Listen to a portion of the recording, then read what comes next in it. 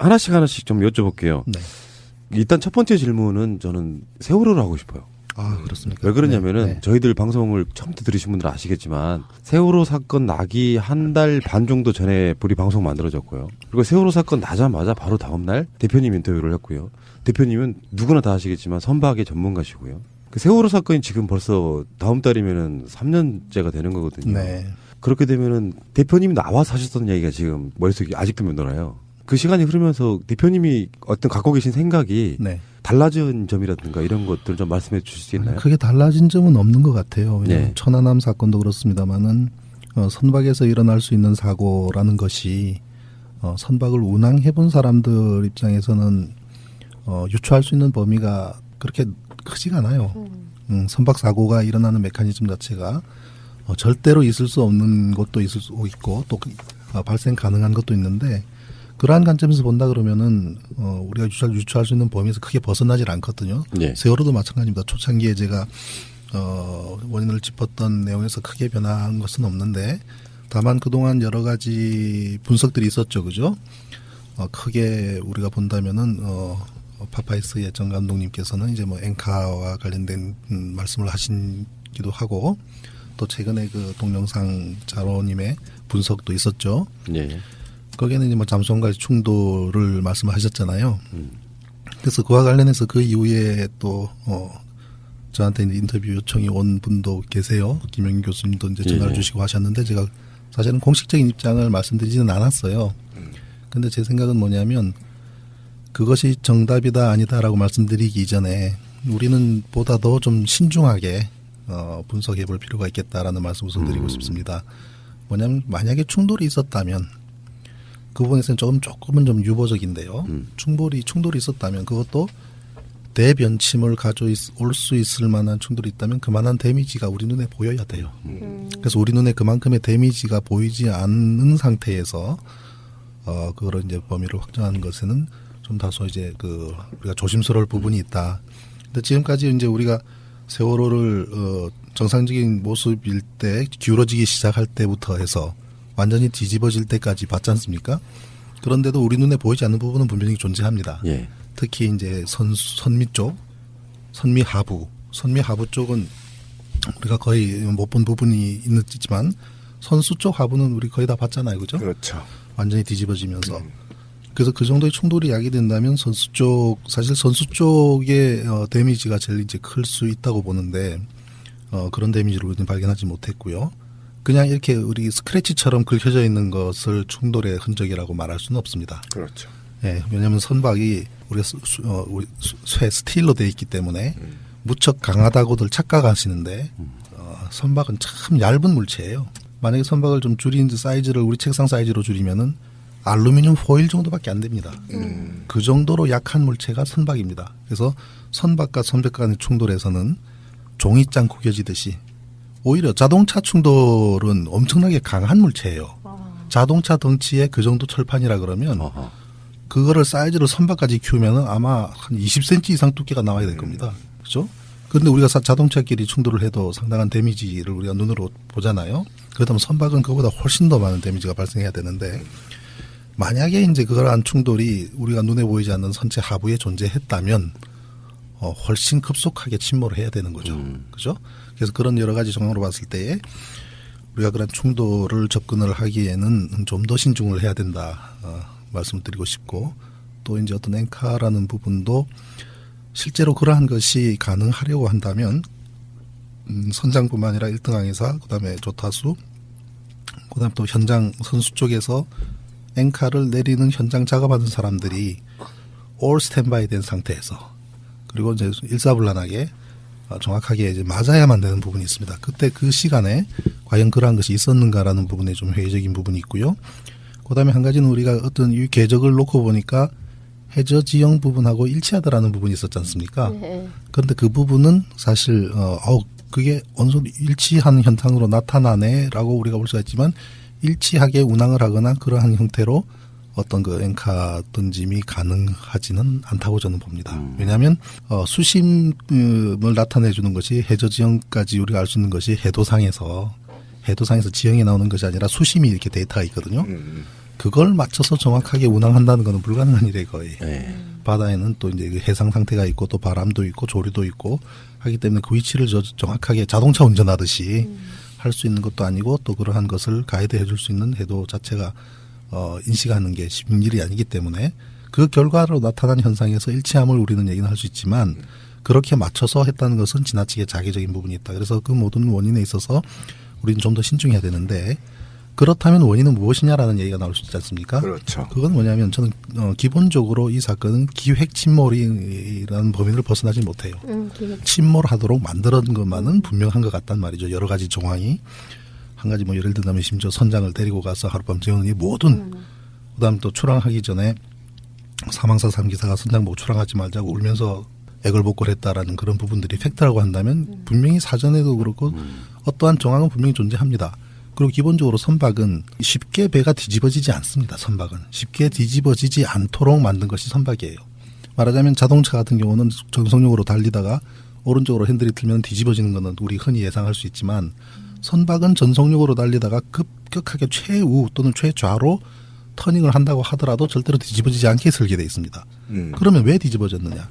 뒤집어지도록 만들었기 때문에 뒤집어지는 겁니다.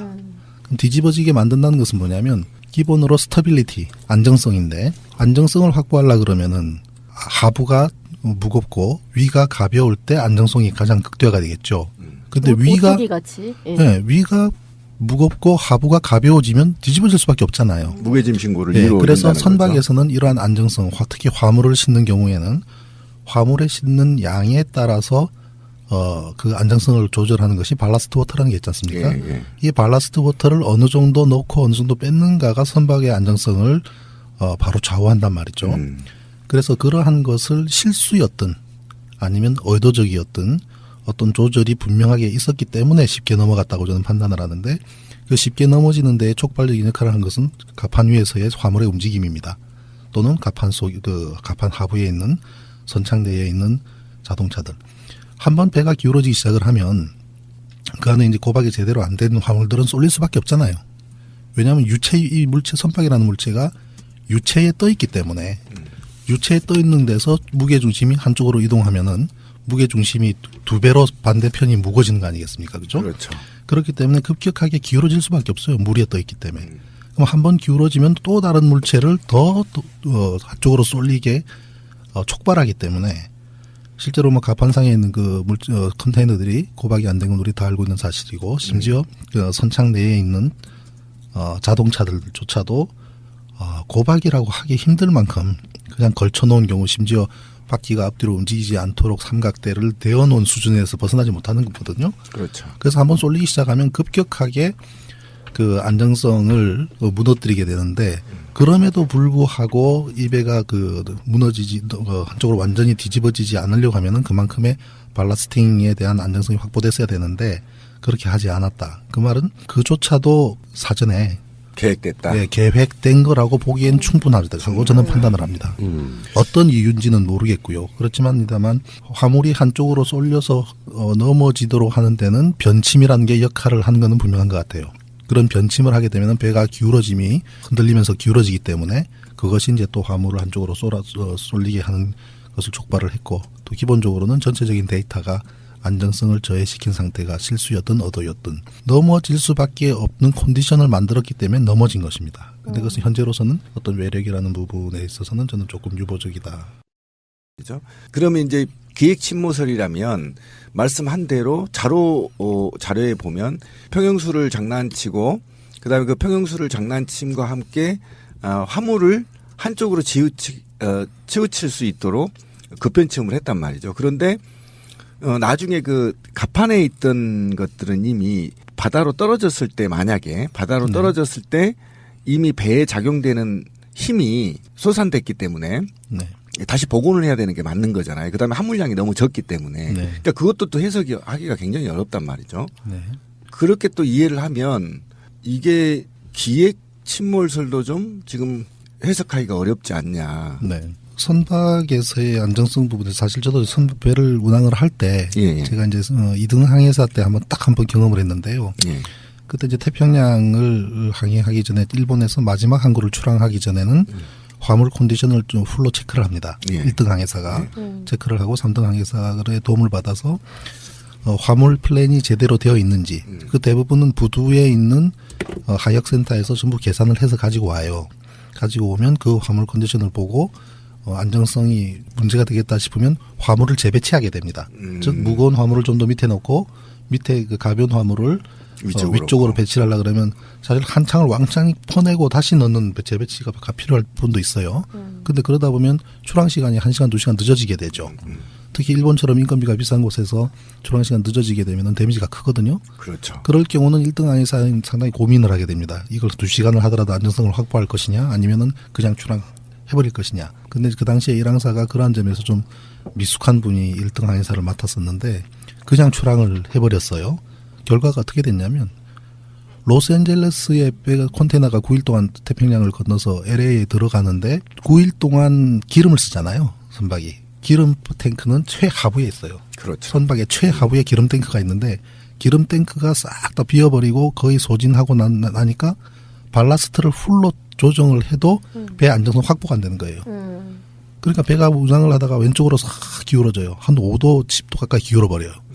그러면 오른쪽에 물을 넣든지 왼쪽에 물을 빼든지. 그렇죠? 그래서 오른쪽으로 기울게 하는데 더 이거는 물을 넣을 곳이 없으니까 할 수 없이 왼쪽에 물을 뺄 수밖에 없는 상황이 되는 그렇죠. 거죠. 그래서 살짝 빼서 가운데까지 맞추면 바로 서는 것 같다가 이번엔 오른쪽으로 휙 넘어가 버려요.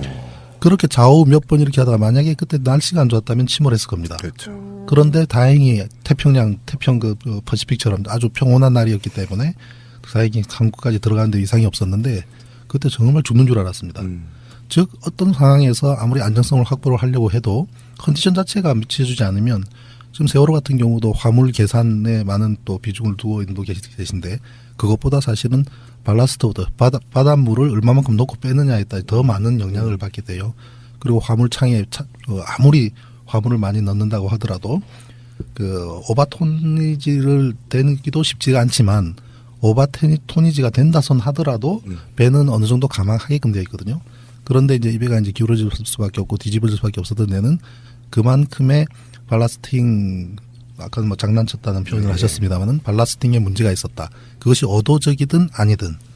네, 그런데 이제 제가 이제 기획이라는 부분을 말씀드릴 수밖에 없는 부분은 여러 어문점이 있는 여러 정황들 해경에 이르기까지 그 모든 과정들이 우리가 순수한 사고라 보기에는 너무 지나치게 자기적인 부분들 그다음에 의문점들이 너무나 많기 때문에 그렇게 생각할 수밖에 없다고 말씀드리고 싶네요.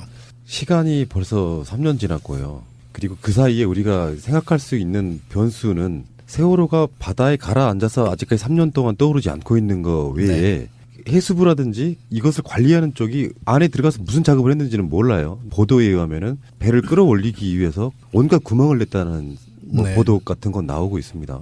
그런데 우리는 그 3년이라는 시간 동안 배 상태를 우리가 직접 보지는 못했지만 어떤 사회적 정황들이랄까 온갖 이야기들이 나오면서 심지어는 뭐 국정원 연구원설 같은 것들이 아예 이제 불변의 사실처럼 지금 굳어져 있는 상태인 거잖아요. 결국에는 세월호를 인양을 하겠다, 뭐 4월달에 인양을 하겠다, 뭐 이런 식의 얘기가 나오고 있는데 배를 들어 올렸을 때 중점적으로 봐야 되는 게 뭔지 이제는 그 미래지향적인 얘기를 한번 해보고 싶어요. 일상적인 해난 사고를 통해서 6톤급 여객선이 가라앉았는데 이거 30m, 50m 그 사이에 있다고 하는데 이거 3년 동안 못 끌어올릴 만큼 어려운 작업인가요? 이게? 그게 난센스죠. 전혀 불가능한 일이죠. 그게 왜 그러냐면은 사실 뭐 이종인 대표님하고는 제가 한 번씩 만나서 인천에 가서 이제 한 잔씩 하기도 하는데 우리한테 줘봐라 당장 건져 올리겠다고 이야기할 정도입니다. 사실 제 생각도 그렇고요. 기술적으로는 아무 문제가 없다는 거죠. 6,000톤 이게 무슨 뭐 항공모함이 가라앉은 것도 아닌데 6,000톤이라면 그죠? 6,000톤 선박이면은 물 속에서는 몇 톤 되겠습니까? 부력이 있기 때문에 그죠? 그만큼 톤내지가 줄어들어요. 물까지 먹었다고 해도 3,000톤 크레인이 양쪽에 붙어서 올려도 그렇게 어렵지는 않을 거라고도 보는데 일단 선박이 물속에 들어갔으면 물속에서 바로 세우는 게 1번이라고 봅니다. 즉 누워 있으면 바로 선 상태 그 상태로 만드는 거 그렇게 어려운 거 아니에요. 물속에서는 부력이 있기 때문에 그래서 우리가 목욕탕 가서 몸 움직임을 생각해 보면은 그렇게 어렵지 않을 겁니다. 바로 세우고 그다음에 그 안에 우리가 에어백 같은 경우 얼마든지 많이 넣을 수가 있잖아요. 넣을 만큼 넣으면 될 거 아니에요. 그러면서 공기 주입하는 게 어려운 일입니까? 아니죠. 그러면 전체적으로 에어백에 에어가 차는 만큼 물은 내부에서 바깥으로 배제가 되겠죠. 그러면서 어느 정도 무게가 가벼워지는 상태가 된다면 3,000톤짜리 크레인으로 이거 완전히 건져 올리는 것이 아니라 어느 정도 수심 중앙까지 올리는 것은 그렇게 무리한 일이 아닙니다. 그죠? 물 속에 그대로 있기 때문에 다만 물 바닥에서부터 어느 정도까지 올리는 거죠. 그런 다음에 플로팅 도크라는 게 있어요. 이 플로팅 도크는 뭐냐면 디귿자를 이렇게 물 위에 띄워놓은 형태. 디귿자. 그러면서 이 디귿자 통 안에 전체가 물이 들어가게 돼 있습니다. 그 물을 넣으면은 이게 쭉 가라앉아요. 그리고 그 디귿자 안에 내부 통에 물을 빼면 뜨잖아요. 그럼 이 디귿자 형태의 도크를 배 밑으로 집어넣으면 돼요. 배 밑으로 집어넣어서 그다음에 이 드라이 도크 옆에 물을 빼면은 배를 얹어서 위로 올라옵니다. 그거를 이제 드라이 도크라는 DRY, DOCK, 예, 드라이 도크. 이걸 인터넷으로 검색해 보십시오. 무수히 많은 데이터들이 있을 겁니다. 선박이 물에 빠진 선박을 건져 올리거나 그다음 수리를 할 때 그 드라이 도크를 많이 활용을 하는데 그러한 방법으로 한다고 하더라도 저게 몇 개월 이상 넘어갈 일은 저는 아니라고 봐요. 그리고 그런 걸 할 수 있는 업체가 대한민국에 없습니까? 그리고 뭐 중국 상하이에 900억 줬다 그러는데 뭐 인양 전문가인 이종인 대표님 말씀은 그 반의 반만 하더라도 얼마든지 그 비용으로 빠른 시간 내에 인양이 가능하다라고 이야기를 합니다. 그 지점에 대한 의혹은 이야기 많이 했었죠. 상하이 셀비지의 직원들 외부와의 일체 접촉을 못하게 하고 온갖 보안을 유지하기 위해서 뭐 1,000억 정도 예산을 잡았었던 거잖아요. 그러면은 아까 말씀드린 것처럼 세월호를 끌어올렸다고 치면요. 조사를 할 때 어느 지점을 가장 먼저 봐야 됩니까? 지금까지 이제 우리가 보지 못했던 배 밑바닥 부분을 주로 봐야 되는 부분이고요.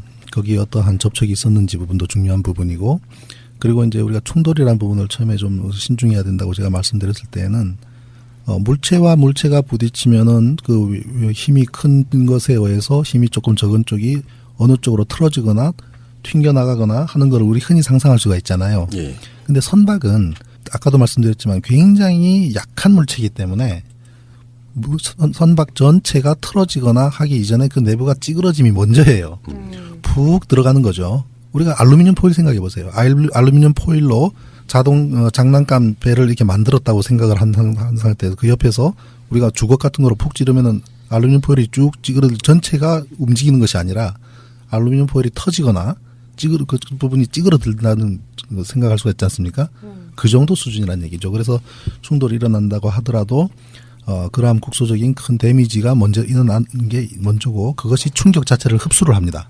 흡수를 하면서 터져나가고 그 다음에는 이제 그럼에도 불구하고 외력이 더 미쳤을 때는 선회를 하거나 방향이 틀어지거나 이제 이런 형태가 나타나게 되는데 그러한 데미지가 하부에 존재하는지를 봐야 되는 거고요. 다만 지금 3년 이상 지금 인양을 하지 않고 저렇게 있어두는 데는 무언가 감추고 싶은 부분들이 분명히 있겠죠. 무언가 드러나서는 안 된 부분이 있었을 거라고 보고 또 올라오는 것보다는 그대로 있는 것이 또 문제 야기를 시키지 않는다고 계속 미루고 있는 부분이 분명히 존재한다고 저는 보는데 저는 지금 오히려 제안드리고 싶은 것은 지금 어차피 지금 와서 앞으로 4월까지 인양하겠다. 만약에 지금 시신 수습이 되지 않은 가족분들께서 동의만 해 주실 수가 있다면 정권 바뀔 때까지 그대로 놔두는 게 난 정답이라고 봅니다. 그대로 놔뒀다가 정권 바뀌고 제대로 조사를 해서 제대로 그 인양할 수 있는 그런 플랜을 짜는 게 훨씬 더 그 가족들 입장에서도 바람직하다고 봅니다. 지금 안에서 지금 어떤 뭐 데미지를 입히거나 아니면은 잘라내거나 뭐 파공시키거나 이러한 부분들이 있어서는 안 되는 거거든요. 근데 이미 129개의 구멍을 뚫었거든요. 그거는 뭐 거의 이제 뭐 사고의 원인을 파악하는데 증거가 다 사라졌다 이렇게 봐야 되는 거 아니에요? 적어도 130개 그렇죠. 가까운 구멍을 뭐 어떤 뭐 파공을 그 뚫었는데 데미지를 입힌 인위적으로 한 것 자체가 증거를 훼손하는 행위죠. 네. 근데 박근혜 씨 탄핵도 인용이 됐고 그래서 어차피 정권 바뀌는 건 기정사실이라고 한다면 진상철 대표님 말씀에 처음에는 위험한 발언이신데 했는데 2달, 3달만 더 참을 수 있다면요. 바뀐 정권 아래에서 끌어올리는 게 훨씬 증거 조사를 위해서 훨씬 더 낫지 않을까 그렇게 싶어요. 해야 된다고 저는 생각을 합니다. 사실 오늘 이 방송 녹화 끝나고 제가 안산으로 가기로 돼 있습니다. 예. 가서 이제 그쪽 단체분들하고 언언을 하는데 며칠 전에 이제 어떤 연락이 왔어요. 지금 우리 특조위가 해체가 됐지 않습니까? 그렇죠. 그런데 이제 세월호 관련 재단이 만들어지는 것 같아요. 그리고 그쪽 분들이 이제 새로운 조사위원을 지금 새로 구성을 하고 있는 것 같습니다. 그래서 이렇게 수소를 하던 중에 이제 몇몇 분들이 저를 추천을 한 것 같아요. 지금 국민조사위원회 들어가시는구나. 그렇죠. 이제 네. 그렇게 했는데 이제 그 단체에서는 그 재단 관계자분들은 부담이 되죠. 그렇죠. 천안함을 조사위원을 했던 그다음에 지금도 소송이 진행 중인 이런 부분들이 그분들이 선뜻 결심하지는 못하는 것 같아요. 그래서 이제 그 다른 단체 분들이 한번 봤으면 좋겠다 해서 오늘 오후에 가서 이제 언론하기로 했는데 제가 그랬습니다. 그 전화상으로 제대로 조사하려 그러면 이종인 대표하고 내가 가서 조사하면은 충분히 조사할 수가 있다. 그런데 그렇게 하지 못할 것 같으면 쉽지는 않을 거다. 선뜻 조사위원으로 나서는 분들도 쉽지가 않을 것이고 부담스러워하실 것이고 그런 생각을 이제 전달은 했습니다만은 앞으로 어떻게 결정이 될지 모르겠습니다. 다이빙벨 이정인 대표는 지금 요즘 어떻게 지내세요? 사무실이 불이 나가지고요. 어머.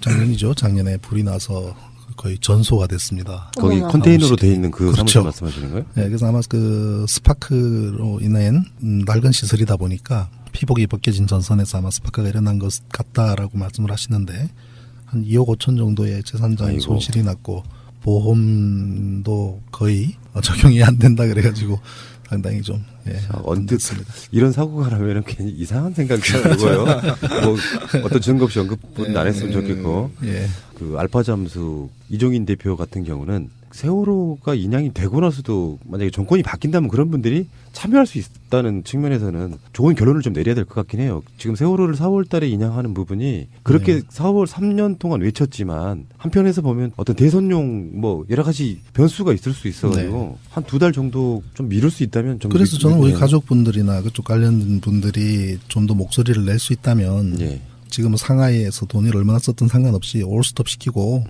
그만큼 들어간 거를 손실 보더라도 훨씬 저렴한 비용으로 차라리 이종인 대표님한테 의뢰를 한다면 그분도 인양 전문가잖아요. 그리고 관련 우리나라 내에도 관련 기술이 얼마든지 있습니다. 네, 그렇게 하더라도 훨씬 더 정확하게 그다음에 사고 원인 규명까지 포함해서 완벽하게 인양해내는 것이 가능할 거라고 저는 봅니다. 대표님도 한 3년 동안 여러 가지 온갖 많은 고민과 조사를 하셨을 것 같아요. 우리들하고 좀 약간 다른 개념으로는. 네. 그 세월호 사건에 대해서 지금까지 방송 같은 데 나오셔가지고 보도 같은 데서 이야기를 꼭 한번 하고 싶었다. 뭐 그게 진실이든 어떤 담론이든 간에 그런 말씀 한번 부탁 좀 드려볼까요? 배에 탄 승조원들의 좀 재판은 있었습니다만은 그럼에도 불구하고 해소가 되지 않았습니다. 근데 모든 사고는 사고 난 초기에 발생했던 그 내용들이 굉장히 중요하거든요. 그러한 의구심이 전혀 해소가 되지 않고 또 이 사건도 중간에 또 유병원 씨 찾는 데에 쭉 엉뚱한 데로 흘러가서 그 사람 사망하는 것으로서 모든 것이 묻혀진 것처럼 그죠 몰아가 버린 부분들이 존재하지 않습니까? 그렇죠? 그렇죠. 그래서 이런 것을 해난 사고는 해난 사고대로 그다음에 사고의 원인은 원인대로 정확한 조사를 할 수 있는 국정조사가 돼야 되는 부분이에요. 이 부분은 그렇지 않고서는 그냥 그 선원들에 대한 어떤 뭐 미필적 고의에 의한이라든지 아니면 과실이라든지 이러한 재판 수준 가지고는 제대로 진실 규명이 안 되기 때문에 이 사건은 정말 정부 차원에서 나서서 국정조사를 특검을 하더라도 해야만 되는 사건이다. 그렇게 짚고 넘어가야만 지금 뭐 좀 특검이 있었습니다만은 그래도 뭐 지금 박근혜 정권의 국정농단에 포커스를 맞춘 특검이었지 않습니까? 그렇죠. 그렇지 않아 세월호 자체의 진실 규명을 위한 그 세월호 재단에서 개적으로 하는 그러한 조사 활동도 한계가 있단 말이죠.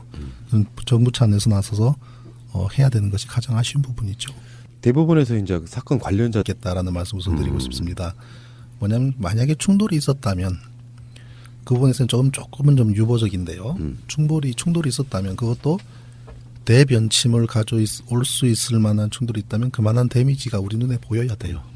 그래서 우리 눈에 그만큼의 데미지가 보이지 않는 상태에서 그걸 이제 범위를 확정하는 것에는 좀 다소 이제 우리가 조심스러울 부분이 있다. 근데 지금까지 이제 우리가 세월호를 정상적인 모습일 때 기울어지기 시작할 때부터 해서 완전히 뒤집어질 때까지 봤지 않습니까? 그런데도 우리 눈에 보이지 않는 부분은 분명히 존재합니다. 예. 특히 이제 선미 쪽, 선미 하부 쪽은 우리가 거의 못 본 부분이 있지만 선수 쪽 하부는 우리 거의 다 봤잖아요, 그죠? 그렇죠. 완전히 뒤집어지면서.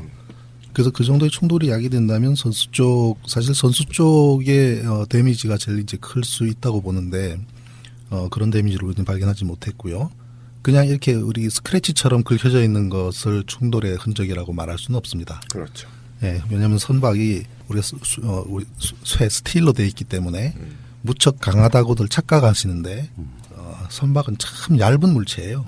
만약에 선박을 좀 줄인 사이즈를 우리 책상 사이즈로 줄이면은 알루미늄 포일 정도밖에 안 됩니다. 그 정도로 약한 물체가 선박입니다. 그래서 선박과 선박 간의 충돌에서는 종이장 구겨지듯이 오히려 자동차 충돌은 엄청나게 강한 물체예요. 자동차 덩치에 그 정도 철판이라 그러면 그거를 사이즈를 선박까지 키우면 아마 한 20cm 이상 두께가 나와야 될 겁니다. 그렇죠? 그런데 우리가 자동차끼리 충돌을 해도 상당한 데미지를 우리가 눈으로 보잖아요. 그렇다면 선박은 그보다 훨씬 더 많은 데미지가 발생해야 되는데 만약에 이제 그러한 충돌이 우리가 눈에 보이지 않는 선체 하부에 존재하게 기울어질 수밖에 없어요. 물이 떠 있기 때문에.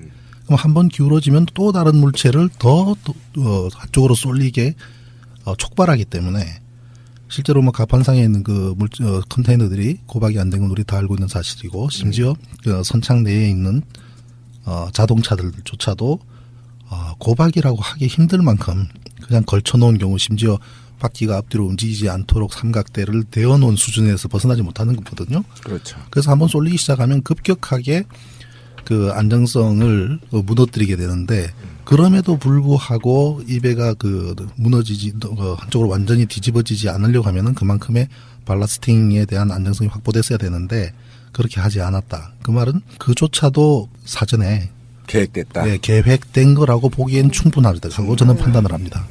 어떤 이유인지는 모르겠고요. 그렇지만이다만 화물이 한쪽으로 쏠려서 넘어지도록 하는 데는 변침이라는 게 역할을 하는 것은 분명한 것 같아요. 그런 변침을 하게 되면 배가 기울어짐이 흔들리면서 기울어지기 때문에 그것이 이제 또 화물을 한쪽으로 쏠리게 하는 것을 촉발을 했고 또 기본적으로는 전체적인 데이터가 안정성을 저해시킨 상태가 실수였든 의도였든 넘어질 수밖에 없는 컨디션을 만들었기 때문에 넘어진 것입니다. 근데 그것은 현재로서는 어떤 외력이라는 부분에 있어서는 저는 조금 유보적이다.